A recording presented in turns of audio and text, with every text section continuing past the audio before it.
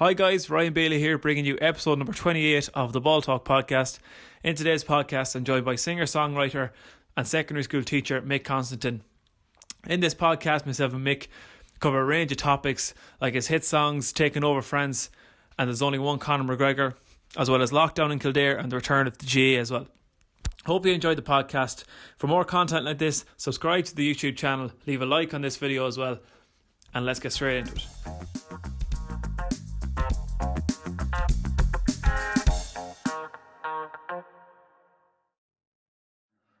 Just before we started recording there, you were saying, of course, you're from Kildare with the lockdown going on in there. So probably, 2 weeks ago, maybe 2.5 weeks ago, probably since you completely shut down again, was it?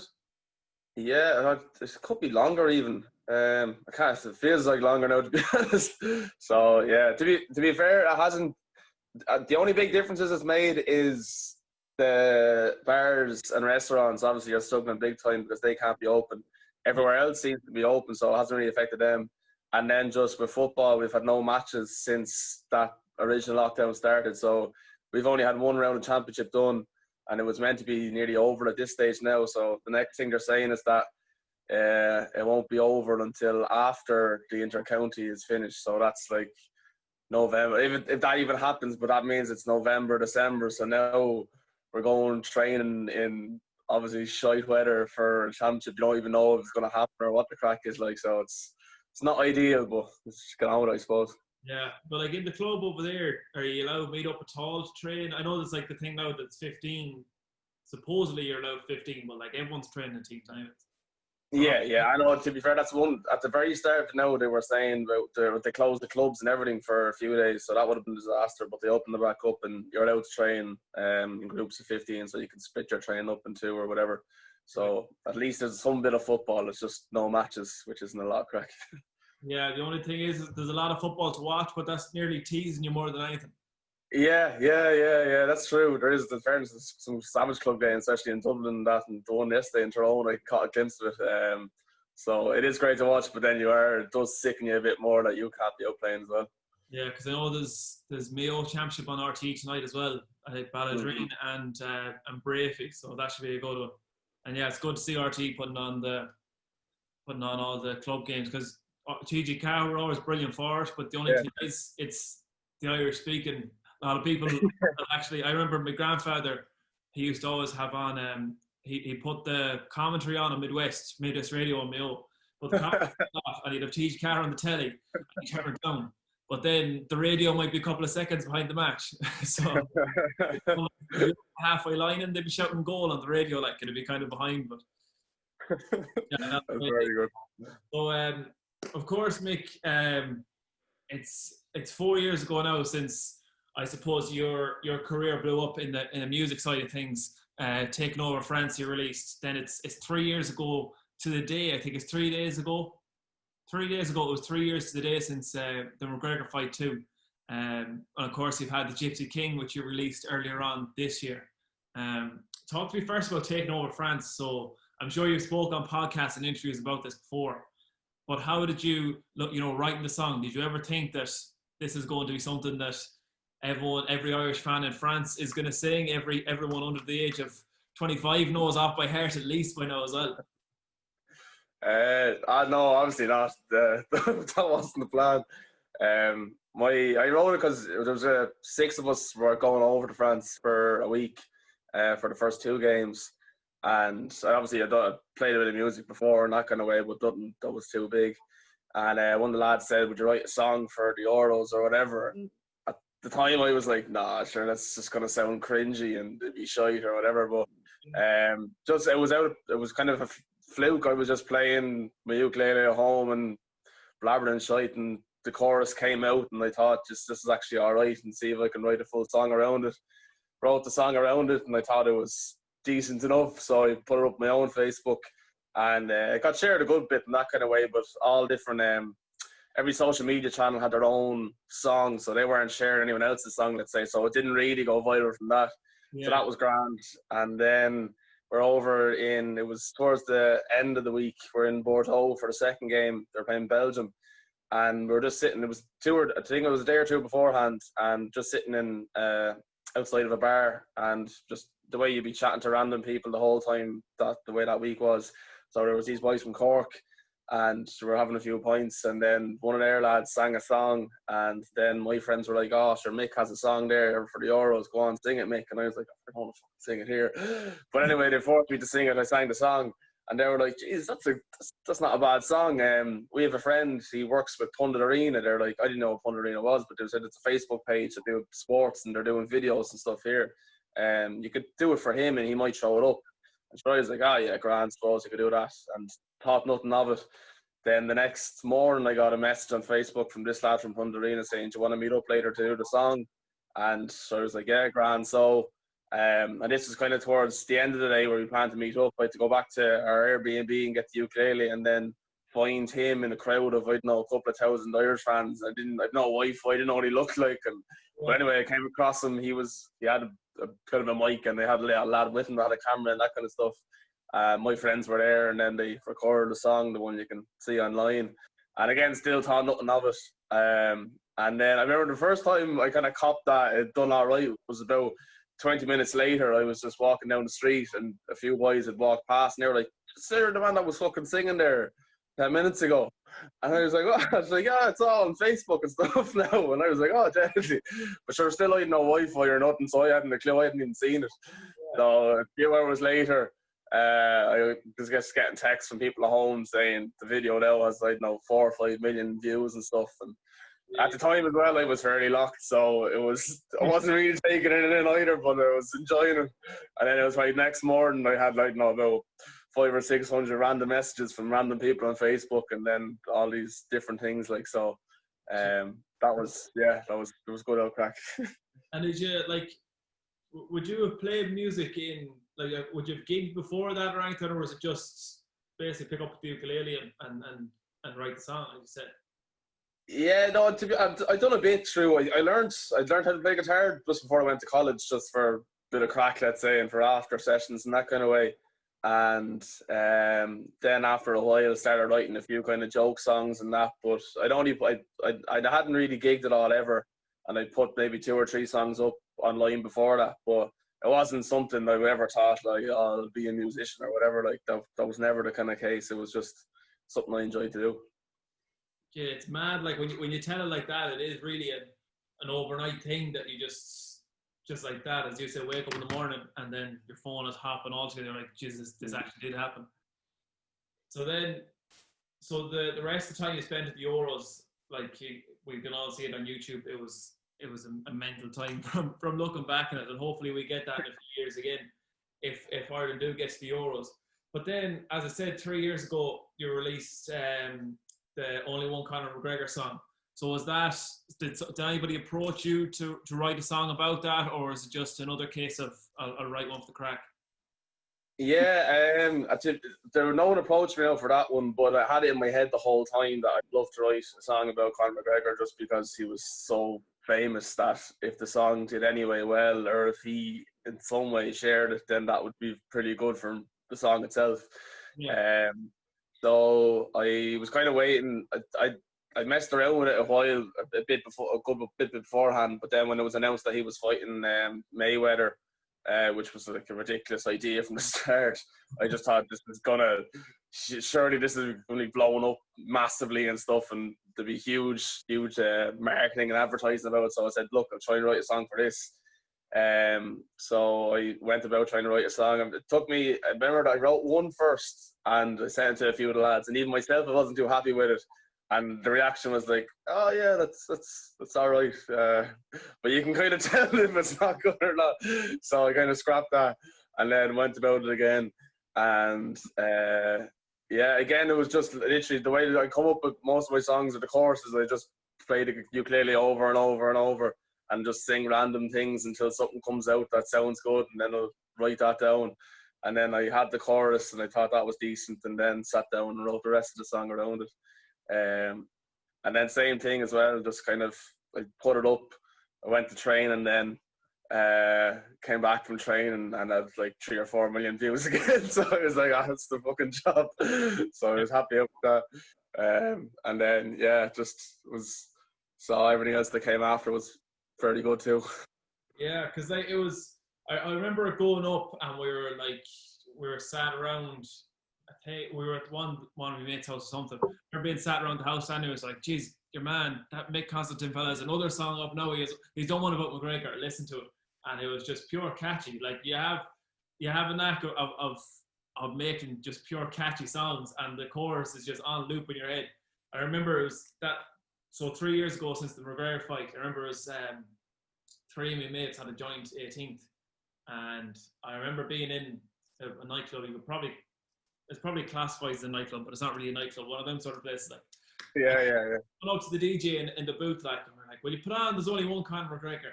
He kind of looked at us as if to say, "I've been asked this about 50 fucking times." And it was the night of the fight and everything, and everyone was going mad for it. But even now, like, you could throw it on at a house party or something now, where they could throw it on at a nightclub, and everyone is still going daft for it. Like, it's just like, I suppose, an anthem, like, for. Yeah, yeah, yeah. No, like I said, I don't know why it is or whatever, but I have some bit of a knack to come up with a catchy a chorus that kind of sticks in your head, and that's probably the main thing. And then after that, if you can make some parts of the song kind of funny, people probably remember it a bit more. Yeah. And yeah, sure, I think young people at the time absolutely love McGregor. So anything about him, they were going to be jumping on that bandwagon, like, and like even now, like, it still gets played a good bit in it. Because, like I said, there'd be heaps of Americans that would be obsessed with McGregor, and they're just kind of tick in general, so they'll just play his song over and over and over again. But yeah, no, even there was a few of us up in Loud there a couple of weeks ago, before the lockdown, just to be clear now. But yeah, we were just at a kind of at a party kind of type of job, and then someone said that the lad who has the song, and there was a lot of them that were like much younger, like, I don't know, they were 17, 18, 19, and they still knew all the words to the song and stuff like that. So even now, I still get good buzz out of that when you hear other people sing along. It's wild altogether. And then, as you're saying, you get so many messages and shares on Facebook and Instagram and Twitter and Snapchat, whatever. Would any of the Irish team ever like reached out to you over it, or like obviously the Taking Over France song, or McGregor's team or anything like that? Did any of them ever reach out about the songs? With the Irish team, no, I don't. Maybe one or two of them maybe retweeted or something like that, but I was never in touch with anyone. And you don't really want to be that person that's like messaging them saying, "Hi, how's it going?" I'm the lad right beside the song. You'd rather them come to you. So to be fair, they were very busy enough playing at the time. Yeah. With the McGregor one, then he never. I spoke with him. I chatted to him after. There was the day after the fight. There was like a after party job, and I was at that for a while. So I spoke to him for 4 or 5 minutes. But sure, he was busy out talking to everyone at the time. So, but he was sound. But yeah, it was just his management and his team that kind of set up the trip over there and all that kind of stuff, the flights and the hotels and tickets. So I never really came across him much. But again, they were all really nice. But no, Mick Konstantin was dead sound actually. I did a song for him. His management got on to me first to do the song, and then I done the song, and then it went up for his fight that he was having at the time. And I just they put us up in a hotel for that night, and I walked to the hotel, and he was just standing there at the reception. He was going fighting 3 or 4 hours later, but he was just pure casual. And he was like, "Oh well, Mick, how's it going?" As if he knew me, like. So he was really, really nice, I have to say. He was just bang on, totally normal, like a really, really nice lad. And then I was meant to meet Tyson Fury as well a few months ago, but I was a bit too late getting into Vegas, and he was kind of it was a day or two before his fight, so he wasn't going to be going near anyone. And then afterwards, no, I just didn't get to meet him in the end. But no, not that I don't have that many famous friends, to be honest. But it was after the McGregor fight, actually. One of the funnier stories. I was walking out with my friend out at the stadium, and this English guy came up and he goes, "Oh, Mick, can I get a photo? Can I get a photo?" I was like, yeah, no problem. So I stood in with him, and he goes, "Here, Dad, take a photo of me and my friend, or me and Mick." And I just looked up, looking at the camera, and then looked past the camera, and it was Piers Morgan was the old lad taking a photo of me and his son. So that was a bit random, but yeah, no, there hasn't been that many mad stories of meeting famous people, unfortunately. God above. Like, even I'm sure you've done this. Like you go back 4 years ago when you were writing taking over France, and even before that, and now you're saying, "Oh yeah, I was supposed to meet Tyson Fury in Vegas. I was a few minutes late. Piers Morgan's taking pictures of me and stuff like that." Yeah, like it is.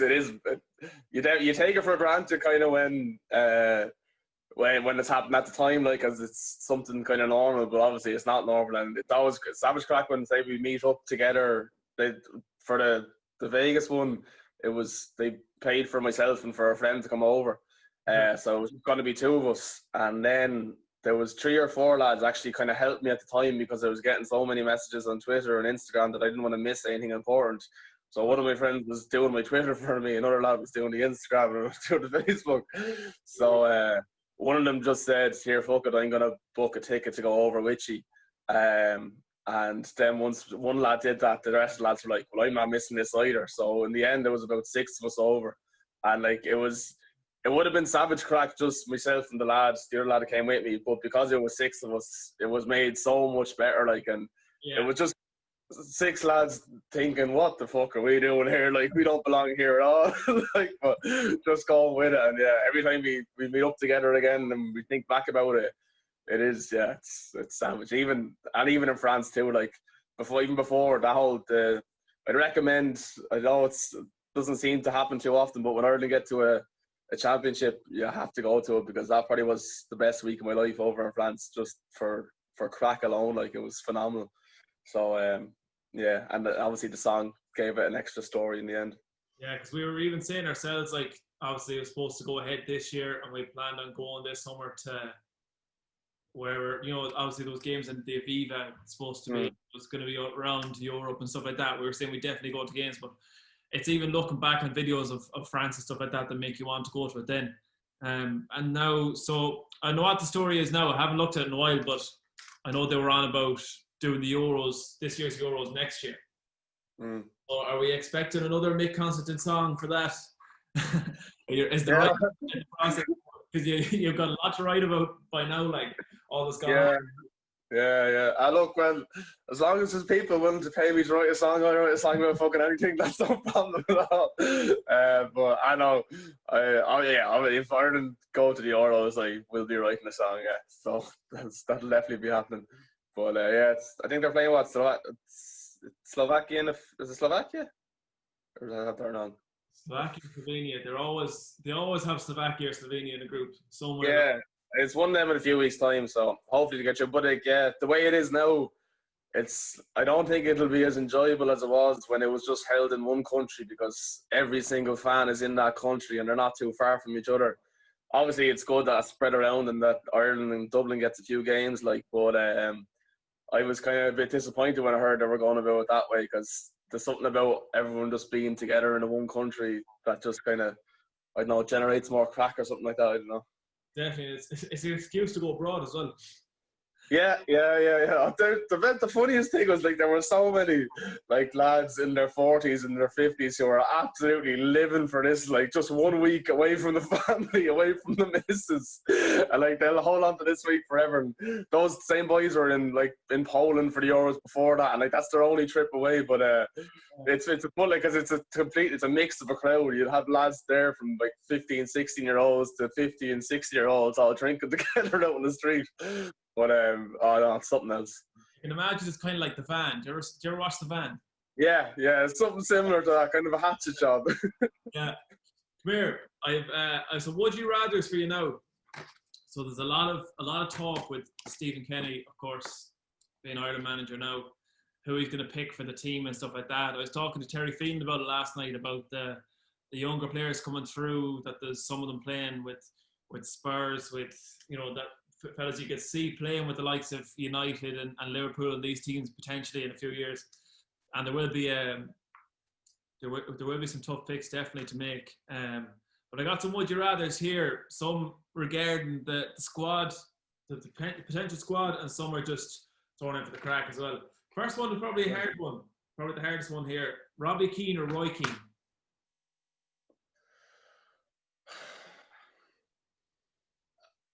I don't like him, but Roy Keane was a much better footballer. I don't know if I don't like him, but at the time I wasn't a big fan. But Roy Keane was probably possibly Ireland's best player ever, just for recaptaining United. I don't support United at all. It's not very lent to me not liking him. But yeah, like what Roy Keane, the way other players talk about him when he captained the team that won so many Premier Leagues and was one of their best players, it'd have to be Roy Keane. Yeah, better player definitely. Mick McCarthy or Martin O'Neill as a manager? I was fond of Martin O'Neill before he came to Spanish Ireland, and then I kind of turned a bit sour then. He was awful defensive about everything, so I'm going to say Mick McCarthy. I think Mick McCarthy's a gent. I don't think he did a great job now either over the last campaign, but I'll say Mick McCarthy. Martin O'Neill, when he was managing Celtic, those were great days, but it was Mick McCarthy. Sunderland, like, he put a few big results out of the bag. And, yeah. No, it didn't work out. It was probably nearly too good to be true getting Martin O'Neill to manage Ireland, and then yeah, something like that. Amazing, like. Next one then, David McGoldrick or Callum Robinson?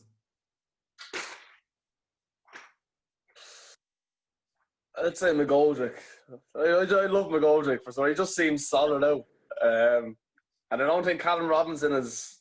I know he has plenty of potential yet. Like, he's still very, very young, but for now I think McGoldrick is really, really underrated. Like, and like Sheffield were a very, very good team this year. Like, done really well, and he was playing fairly week in, week out with them. So McGoldrick. Yeah, it says a lot for a striker as well. Like, when he's not scoring goals and he's still getting played. Yeah, he's just working. Yeah. He's like, I don't know if even he has an international goal. Or was it like it was some big deflection on it or something like that? Yeah. He went on a rampage altogether against Chelsea, like, and that was. Yeah. Got them all in one game. Yeah. I saw a piece on him. Was it Balls.ie did a piece on him?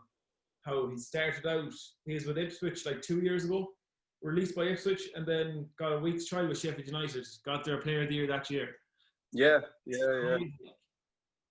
It's mental, in fairness, how he's turned the career around. The next one then, it'll cause a lot of debate when the Euros come around. Back four, back five?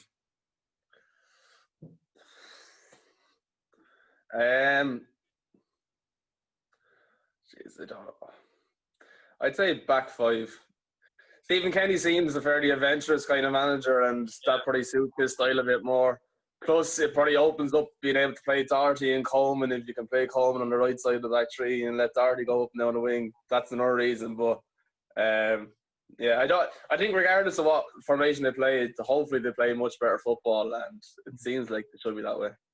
Yeah, because like even myself and Terry were talking about it yesterday. Like, you got Matt Doherty playing with Wolves and Andy Stevens playing with Sheffield United, and the two of them are playing at wing back, so they know the role straight away. And John Egan, of course, like, John Egan's just turned into this massive centre back in the Premier League now. And you can throw Duffy or Clark beside him, whoever you want, and Coleman will probably be there, as you said, in the right side of centre back. Like, that's a solid backline. So, well, they're all playing bar Duffy this year, but the rest of them are all playing consistently in the Premier League. Like, and Ireland haven't had that in a long time. Like, so. Yeah. And yeah, that's it. Like, because we had a spell there probably from 2010 to until now. Really, there was some fellas doing well in the Premier League. They might have a good spurt, like maybe Robbie Brady or Wes Houlihan, but they're still with clubs that are dipping in and out of the championship. And then you see fellas like some fellas that didn't even have clubs were playing for Ireland, and they were playing and stuff like that. Now I know like Glenn Whelan's playing with Fleetwood, but that's an exception because he's Glenn Whelan. Yeah. Yeah. He can do what he wants. The only one is right. That time he hit the crossbar in the there a few months ago. Who was it against? The Macedonia, Montenegro. One of them smacked the crossbar. Probably his best moment for Ireland. yeah, that's true. The next one then, Robbie Brady or Enda Stevens.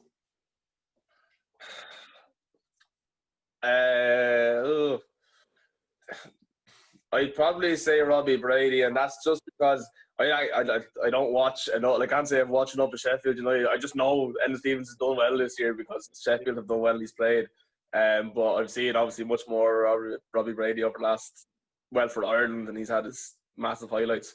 And he's some man to whip a ball in, but he hasn't really Yeah, didn't push on at all from the Euros really the way you were expecting to. So Yeah, if he at his best, I'd rather see Robbie Brady there. But obviously, Andy Stevens is a quality player too. yeah, and it's just good. Even like these kind of would you rather things I have here, like to have competition. The Ireland team is huge. Yeah. Before it would have just been Stephen Ward or Stephen Ward, and Stephen Ward's not a great man to have in there. So Yeah. Oh, God, Stephen Ward. Yeah, this is probably going to be one of the last seats on the plane. But even from a few years back, McGeady or McLean? oh.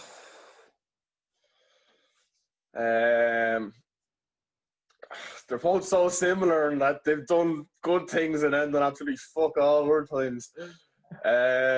Probably McLean. Like McLean seemed to have a great season. He got Total Player of the Year, I think, for his club this year. Yeah. So he must have been getting on well in Stoke. Haven't really seen McGeady play at all there recently. I couldn't even tell you who he's playing with. Who was he with? Is he with Sunderland or did he go on loan to Charlton or something like that? I don't know. Charlton. I always thought when McGeady had the ball playing, like literally he could just step inside and hit the great ball in, and he'd do it now and again. You just wonder why couldn't he do it the whole time? Yeah. Because he just seemed to have so much class and potential, but just was totally inconsistent. McLean, in fairness, is just run his arse off and put mad tackle. It's very more enjoyable to watch McLean play because he just tears into lads. But obviously a bit more frustrating at times because football-wise he might not be the best. But I'd say McLean, just out of his last season, seemed to be very good and he's probably a bit more consistent. Yeah. So just in terms of the team, let's say if they're to play a back five, you're probably looking at what 5-3-2 formation, 3 midfields. You go with what? Who would you have? Who's there for midfield? Hendrick, McCarthy, Conor Howard. Yeah, Supposed to be in there as well. he seems to like. I've seen a few of the under 21 games when Kenny was manager and your man Mumphy was playing, and he seemed like a proper centre midfielder, like getting on the ball, passing out, and that kind of way, which Ireland haven't had. Obviously, I think McCarthy has always been class, and I think people just expected a bit too much from him, like because he's not really. He was always a bit more of a defensive midfielder than attacking midfielder, like, and it wasn't really up to him. It was up to him to be trying to push the play, but that was just because he was playing alongside Whelan and Andrews, who weren't going to do anything for you anyway. So I think as a defensive midfielder, McCarthy could be brilliant like that. And then, Hendrick, again, is a funny one. Sometimes the whole game goes and it seems like he hasn't even had a touch of the ball. But he can be good at getting about that kind of way. So 3 boys there, and Hurrican as well. He seems to be getting in well towards the end of the season. He has a serious whip of a left peg too. So yeah, great free kick on him and everything. I think the whole move with Hendrick, as you said there, you don't know what you're going to get with Jeff Hendrick. That's the same as the transfer rumours with him. He was going to AC Milan.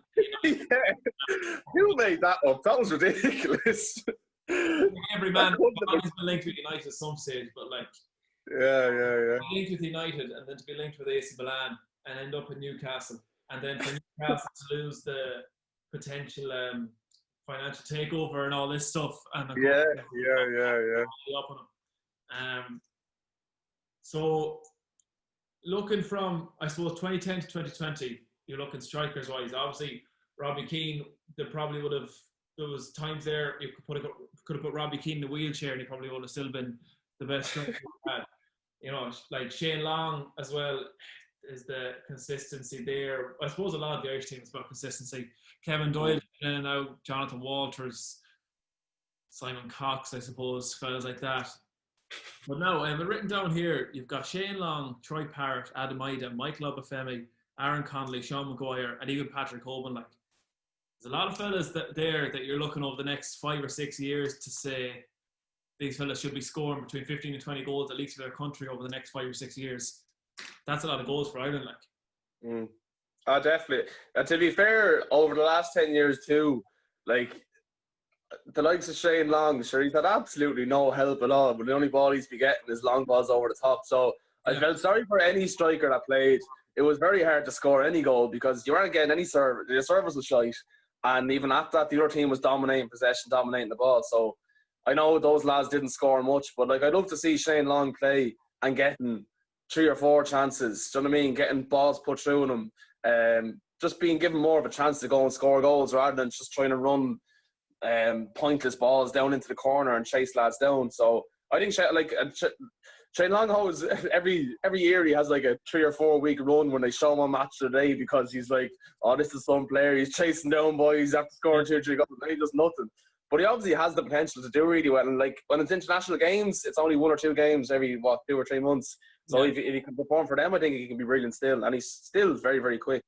Connolly obviously looked class there towards the end of the season, even though he didn't do much before it. And then the rest of the boys, Paris, everyone talks him up like he is a superstar, but obviously he has to play. It looked like a brilliant move to go to Millwall and get some first team football there and probably get a very good idea of what he's like this year.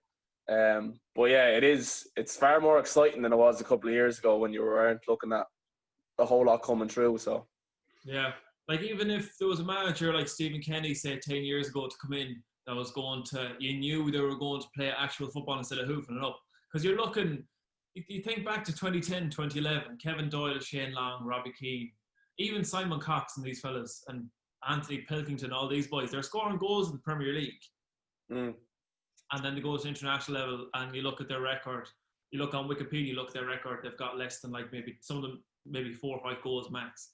And you're thinking, how is that? But it's because the ball is being played out to the wingers with Norwich and Tottenham and Reading or Wolves or whoever they're playing with. It's out to the wings, it's through the centre, and the strikers are getting on the ball instead of just kicking it up in the air, like football, belting it up in the air and trying to get on the end of it. Yeah, but like, look, I'm not going to say I'm no expert on soccer at all. Do you know what I mean? I'd be far more of a GA man, but I've watched a decent amount of soccer. But I always thought that they actually, people, even like in the analysis after, they'd be like, oh, look, we're doing as best as we can with the players we have and stuff. And I don't even like a lot of them are playing at least championship, and in the championship they're actually playing football. I never understood why can't they pass the ball when they're playing the Premier League and the championship, and then they go to play an international game and they can't pass the ball. That made no sense to me whatsoever. And surely a manager is there to really just encourage it, like.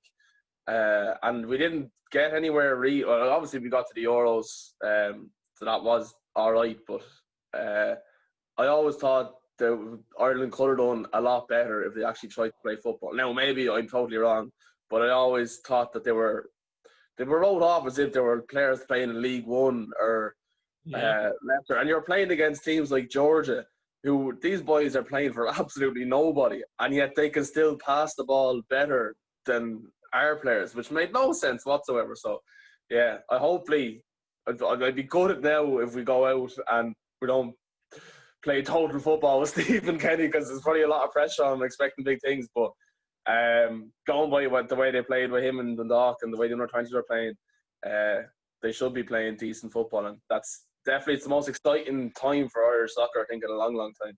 Definitely, because even as you're saying there, pass the ball. Like Darren Gibson was playing centre mid for Man United.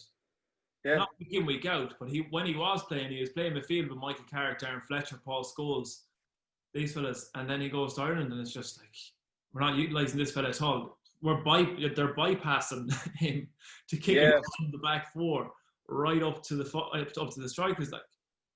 Yeah, and like the whole you see the whole thing, like the way Whelan or Andrews and them boys, they never look for the ball off the back 4, and anytime they get it off the back 4, they just pass it back to the back 4. There was never turn around and try to make a pass forward. And I think that must come from the manager. Do you know what I mean? Like if the manager doesn't want you to go get the ball, you're not going to do it. So they were just turning their back, and then it was just long balls. And it's funny with international games, because they're so few and far between.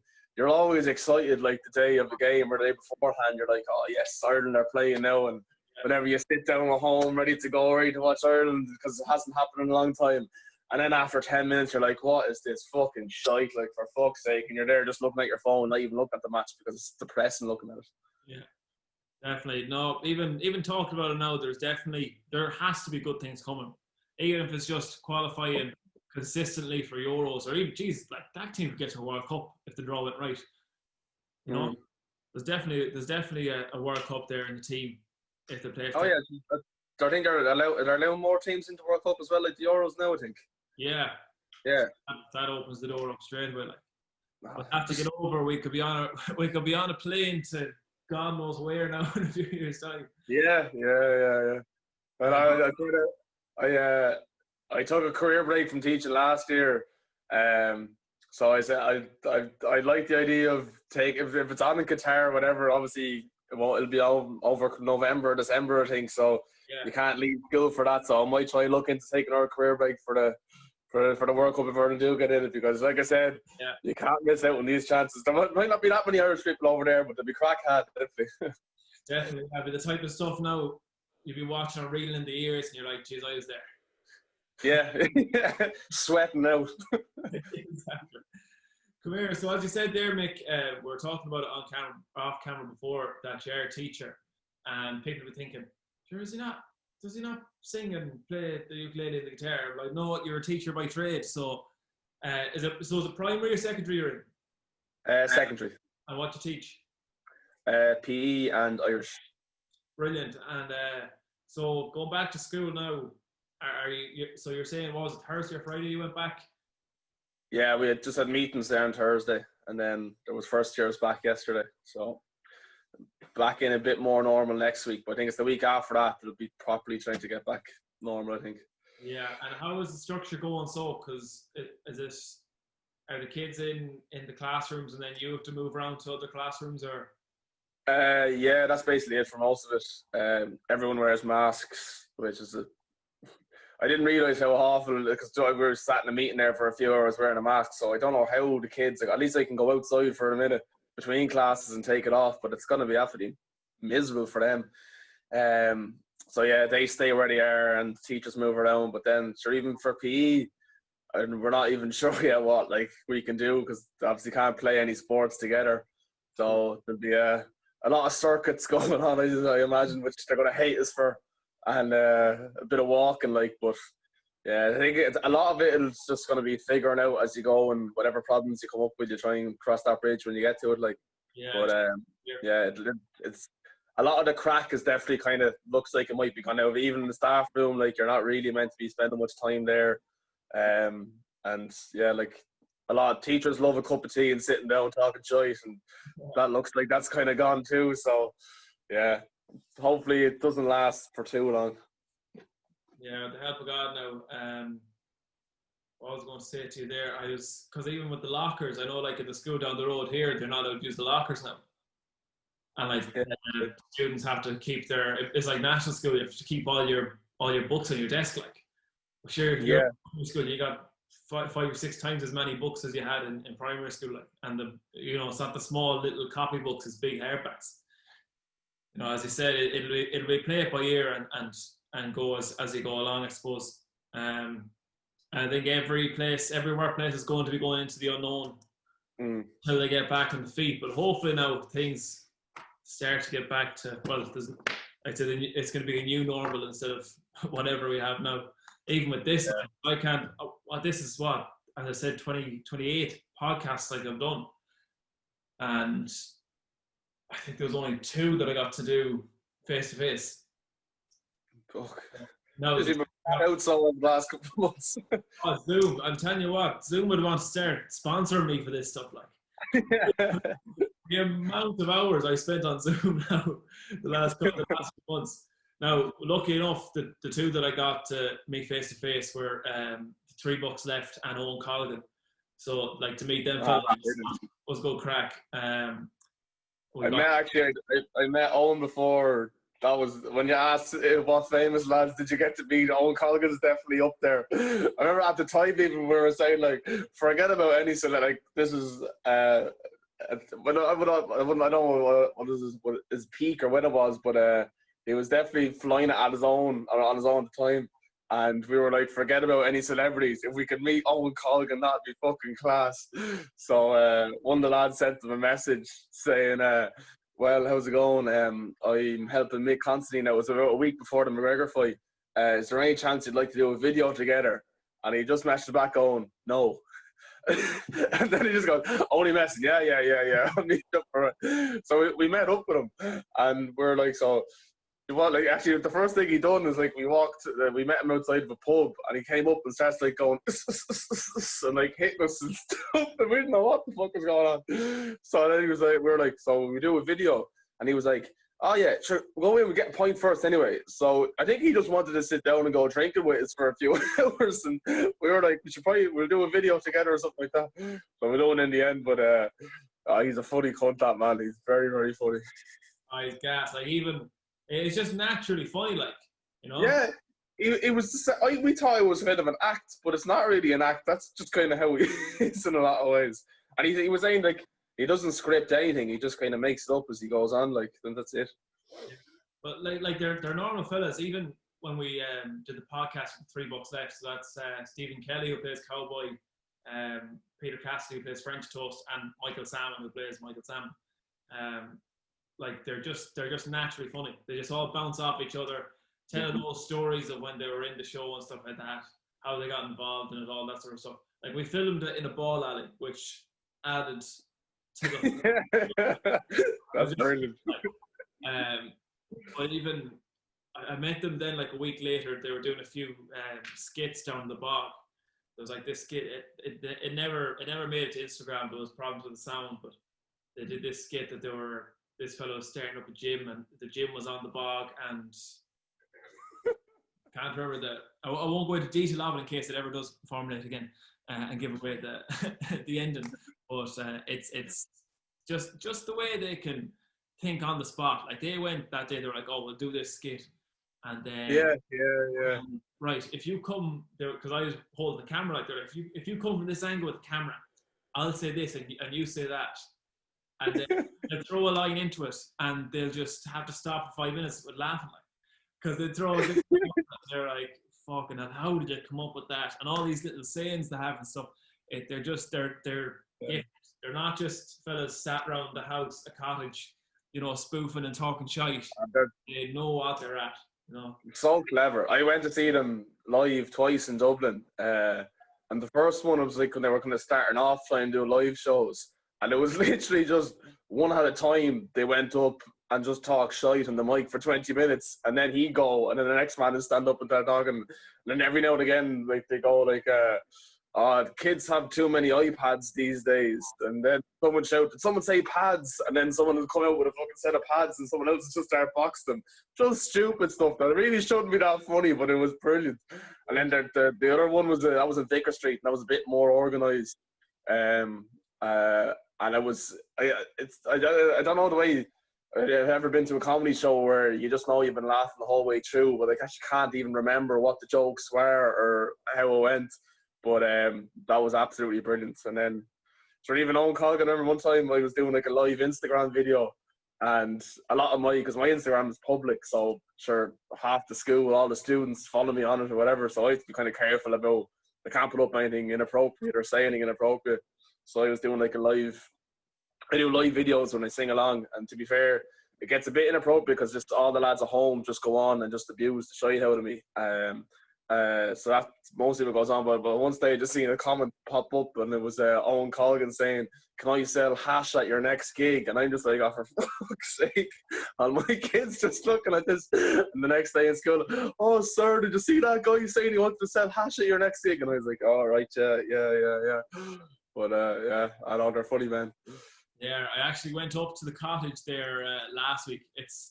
It's kind of like everyone's going out to Achill and they're going to different places over lockdown. And there's a lot of people going to the cottage there where they like the Father Ted kind of house was the cottage. Is it? At least they cut the lawn in the Father Ted house and stuff like that. This overran and the roof was falling in on it and everything. But there's still bits and pieces there, like there's boxing gloves still in there, and there's the keg as well, and the empty gas cylinder, you know, where Buzz and Eddie do the weights and stuff like that. Yeah. All that gear is still there. It's just like you can just picture them all doing that sort of stuff in there. Like I remember doing the podcast with the 3 bucks left.